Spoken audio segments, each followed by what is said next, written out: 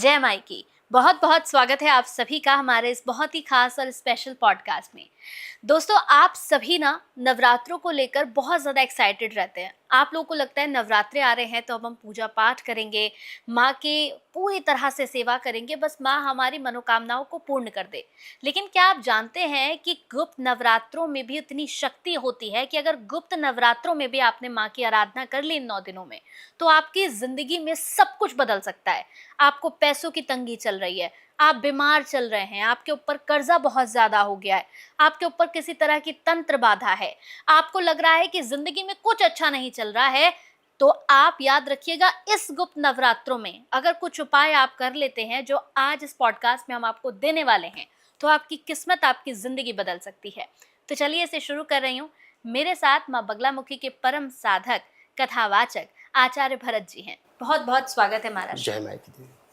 महाराज, आज सबसे पहले मैं आपसे ये जानना चाहती हूँ, वैसे जनरली लोग जो हैं 2 नवरात्रों के बारे में ही जानते हैं, लेकिन पूरे साल में हमारी 4 नवरात्रे आते हैं जिसमें 2 नवरात्रे हमारे गुप्त होते हैं। जी, जी, जी। मैं आज आपसे जानना चाहती हूँ सबसे पहले कि इन गुप्त नवरात्रों की मतलब इतनी ज़्यादा इम्पोर्टेंसी क्यों है? कहते हैं ना कि ज़रूरी नहीं है सिर्फ वही 2 नवरात्रे ज़रूरी हैं, गुप्त नवरात्रों में भी बहुत ताकत होती है। इसके बारे में थोड़ा-सा बताइए। जी दीदी, हाँ। जयंती मंगला काली भद्रकाली कपालिनी दुर्गक्षमा शिवा धात्री स्वाहा सुधा नमस्तुते। जयत्वं देवी चामुंडे जय भूतार्ति हारिणी जय सर्वगते देवी कालरात्रि नमस्तुते। या देवी सर्वभूतेषु मातृरूपेण संस्थिता नमस्तस्यै नमस्तस्यै नमस्तस्यै नमो नमः। आप सभी दर्शकों को जय माई की, सादर जय माई की। देवी जी, आप तो स्वयं शक्ति हैं। आपको प्रणाम करते हुए जो आपने प्रश्न किया है बहुत ही दिव्य है, बहुत ही अद्भुत है, बहुत ही सम्माननीय प्रश्न है। 2 तरह की नवरात्रि होती है और हम प्राचीनता से, बहुत ही प्राचीन समय से 2 तरह की नवरात्रि को हम मनाते हैं। पूरा भारतवर्ष, न सिर्फ भारतवर्ष बल्कि पूरा विश्व मनाता है। गुप्त नवरात्रि और प्रगट नवरात्रि। गुप्त अब जो है तो जो 15 तारीख से आषाढ़ शुक्ल पक्ष 15 तारीख से जो नवरात्रि आने वाली है वो गुप्त नवरात्रि है। प्रगट को, शारदीय और चैत्र नवरात्रि को तो पूरी दुनिया जानती है, लेकिन गुप्त नवरात्रि को कतिपय यानी कुछ लोग ही जानते हैं। क्यों? आपने प्रश्न किया कि दोनों में अंतर क्या है, तो नाम से ही जाहिर है कि गुप्त यानी बहुत ही गोपनीय, प्रगट यानी जो पूरी दुनिया जानती है। लेकिन जो गुप्त है, जो छुपा है, जो रहस्यात्मक है, उसको दुनिया जो है जानना चाहती है कि इसमें क्या रहस्य है। एक में प्रकट साधना होती है, पूरी दुनिया उस साधना के विषय में हम चर्चा कर सकते हैं, बता सकते हैं, पूरी दुनिया को जता सकते हैं, दुनिया के सामने देवी को पूज सकते हैं और उसकी छवि को, उसके विग्रह को स्थापित कर सकते हैं। लेकिन इसके विपरीत गुप्त नवरात्रि में जितनी साधनाएं होती हैं, चाहे वो नवदुर्गा की साधना हो, चाहे वो 10 महाविद्याओं की साधना हो, वह गुप्त होती है, उसको प्रकट नहीं किया जाता। इसलिए इसकी गुप्तता बनाए रखने के लिए इस गुप्त नवरात्रि में गुप्त साधनाएं होती हैं, जो कि सिद्धि प्राप्त करने के लिए होती है, जो आकर्षण प्राप्त करने के लिए होती हैं, जो शक्ति प्राप्त करने के लिए होती हैं, जो तंत्र बाधा दूर करने के लिए होती है, और 10 महाविद्याओं को प्रकट करने के लिए होती है, और 10 महाविद्याओं को तंत्र बाधा दूर करने के लिए होती है। दीदी, जितनी बाधाएं हैं जीवन में जो चल रही हैं, जो शक्ति प्राप्त करना चाहता है, जो तंत्र बाधा से मुक्ति चाहता है, जो मैजिक चाहता है, जो चमत्कार देखना चाहता है, वो गुप्त नवरात्रि में गुप्त साधनाएं कर ले, 10 महाविद्याओं की साधना कर ले। ये स्वयं ये 10 महाविद्याएं उसे सब कुछ प्रदान कर देंगी। इतना रहस्यात्मक ये गुप्त नवरात्रि है।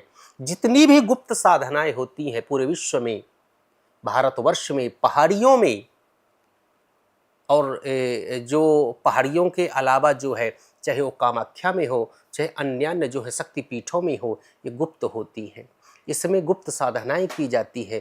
जितने तांत्रिक हैं, जितने तपस्वी हैं, जितने शाक्त हैं, जो देवी के उपासक हैं, वो इस गुप्त नवरात्रि का इंतजार करते हैं। जब ये गुप्त नवरात्रि आती है तो 9 दिन के लिए अंडरग्राउंड हो जाते हैं गुप्त साधनाओं को।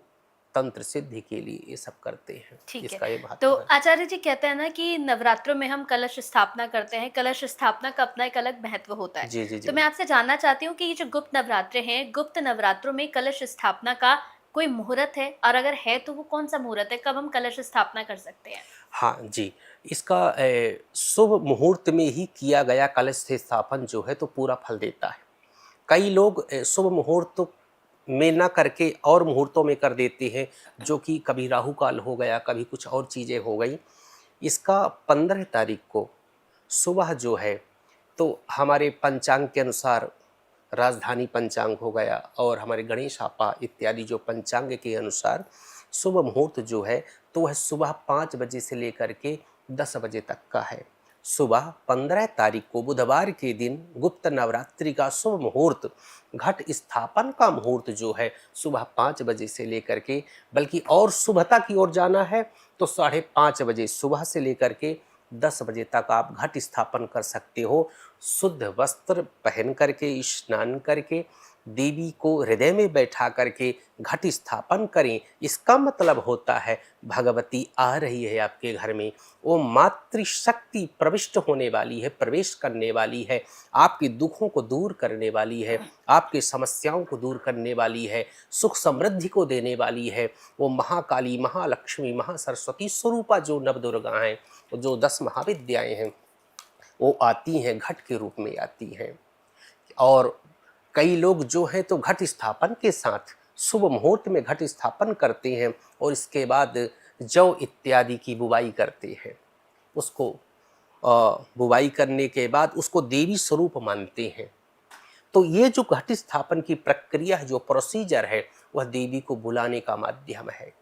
देवी उसमें वास करती है और आपकी तकलीफों को हर लेती है।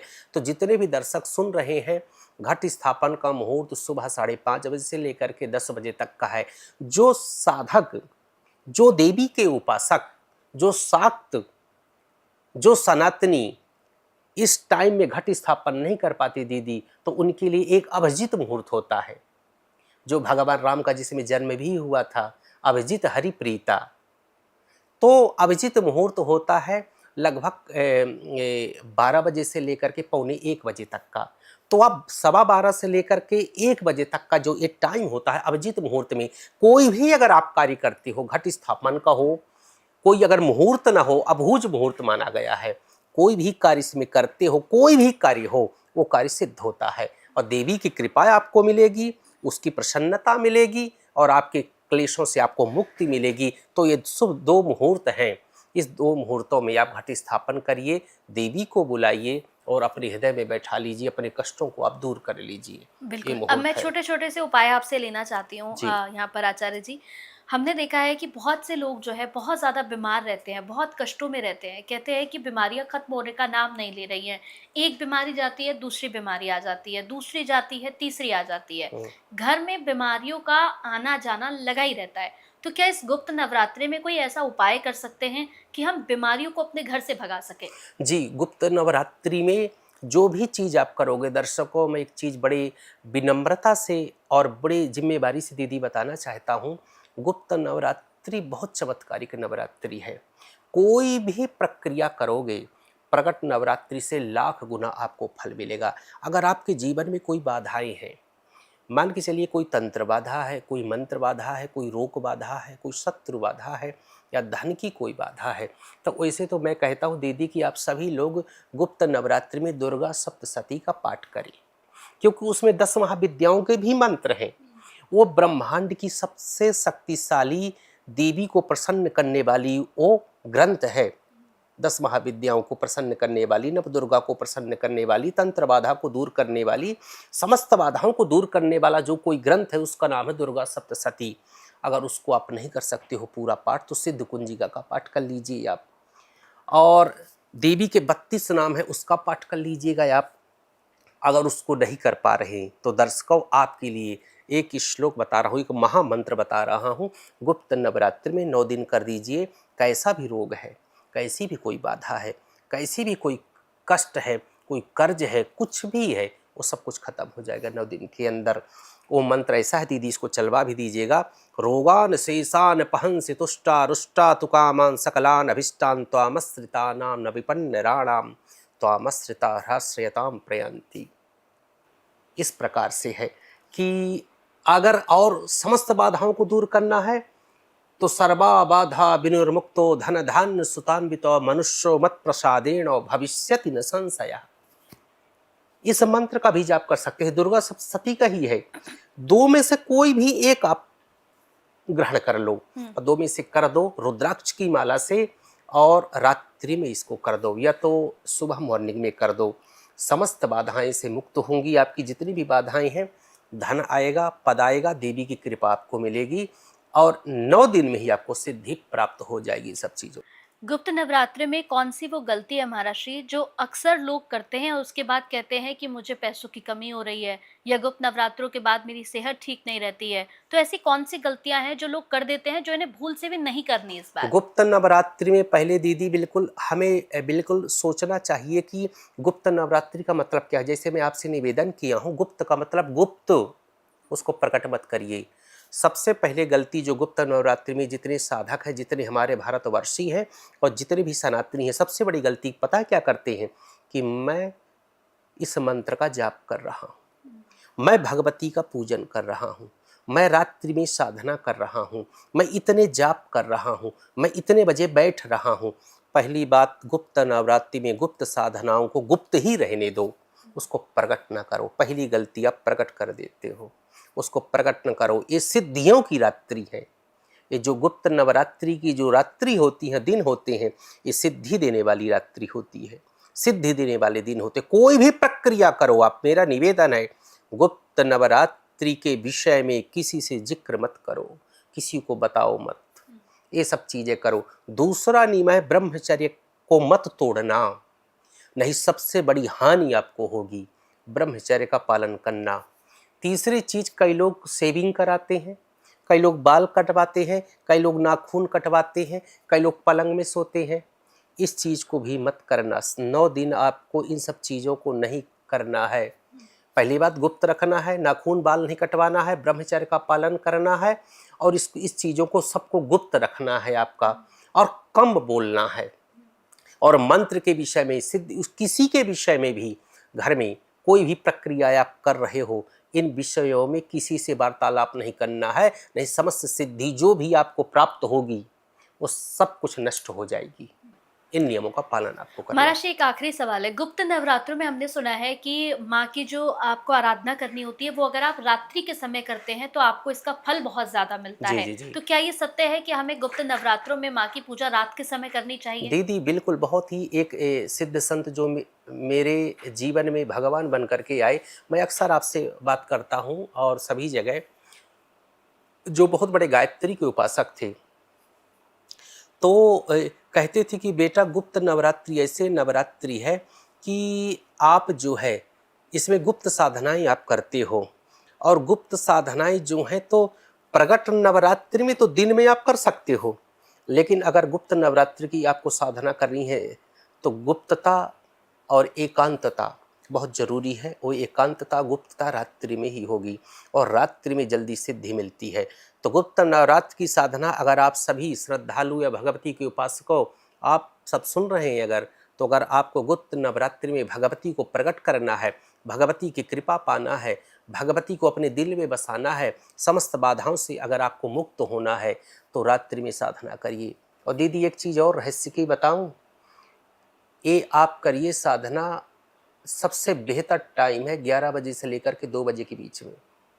मैं जो अक्सर बड़े बड़े साधकों को बताता हूँ, इसमें साधना कर लीजिए। कोई भी मंत्र पकड़ लीजिए आप, ओम ऐं ह्रीं क्लीं चामुंडायै विच्चे, या कुछ भी है, नवाण मंत्र ले लीजिए, या कोई मंत्र जो बताता हूँ मैं हमेशा, उसको ले लीजिए। आप 9 दिन साधना कर दीजिए।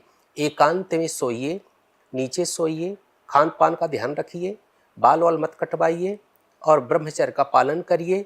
कम लोगों से बोलिए, अपनी साधना के विषय में किसी को मत बताइए, यहाँ तक अपने गुरु तक को उस समय, उस दौरान ये साधना आप कर दीजिए। समस्त सिद्धियाँ आपके हाथ में होंगी, और क्या कहा जाए। मतलब इन 9 दिनों में, इन गुप्त नवरात्रों में आपको सारी सिद्धियां मिल सकती हैं अगर आप नियमों का पालन करें। मेरे अनुसार मैं जो कह रहा हूँ, हाँ। मैं ऐसे नहीं कर रहा हूँ देवी जी। 7 वर्ष भटका हूँ, इसलिए उस बड़े बड़े सिद्ध साधकों से मिला हूँ और किया हूँ, उसके आधार पे बोल रहा हूँ। मेरी अगर बात मानते हो तो साइन करके मैं दे सकता हूँ। अगर आपको सिद्धि प्राप्ति करनी है, अगर आपको भगवती को प्रकट कर लेना है, तो पहली बात एकांत स्थान का चयन करिए आप, जहाँ शोर शराबा ना हो। एकांत के बाद आप एक आसन का चयन करिए, एक दिशा का चयन करिए, टाइम एक ही रखिएगा आप, जबकि संख्या एक होनी चाहिए, ठीक है ना। घटते क्रम में नहीं, बढ़ते क्रम में हो सकती है, या जो क्रम चल रहा है। अगर 10 माला कर रहे तो 10 ही करिए आप। अगर आप 9 दूसरे दिन कर दिए तो खंडित हो गया जापो। तो ये करिए। रात्रि का समय मेरे कहे अनुसार 11 बजे से लेकर के 2 या 3 बजे तक आप कर दीजिए। कोई भी जाप गुप्त रखिए, नियम से कर दीजिए, भगवती की छवि के सामने। और लौंग इत्यादि, पान और इत्यादि जो भी भगवती को सामग्री, मीठा इत्यादि अर्पित करके, इत्र चढ़ा करके, और आप कर दीजिए पाठ, कर दीजिए आप जप। यकीन मानिए भैरव के सहित देवी प्रकट हो जाएगी और आपकी समस्त कामनाओं की सिद्धि होगी। ये मेरा स्वयं का अनुभव है। इतनी चमत्कारी के गुप्त नवरात्रि है, इसका वर्णन भगवान शिव भी कहते हैं कि मैं नहीं कर सकता हूँ। ये देवी की ऐसी कृपा होती है। बिल्कुल जी बिल्कुल। तो जितने भी लोग इस हमारे पॉडकास्ट को देख रहे थे, देखिए कितनी अच्छी बातें हमें महाराष्ट्र से यहाँ पर सुनने को मिली हैं। यानी ये गुप्त नवरात्रि कोई छोटी मोटी चीज नहीं है। इन गुप्त नवरात्रों में आप माई की सिद्धि पा सकते हैं, आप माँ के चरण में गिर कर माँ को मना सकते हैं, अपनी मनोकामनाएं पूर्ण करा सकते हैं। तो जैसा महाराष्ट्र ने कहा है वैसा करिएगा। किस्मत ना बदल जाए, जिंदगी ना बदल जाए तो कमेंट करके जरूर बताइएगा। तो चलिए अगले एपिसोड में फिर आपसे मुलाकात होती है। बहुत बहुत धन्यवाद महाराष्ट्र आपका। जय जय माई की।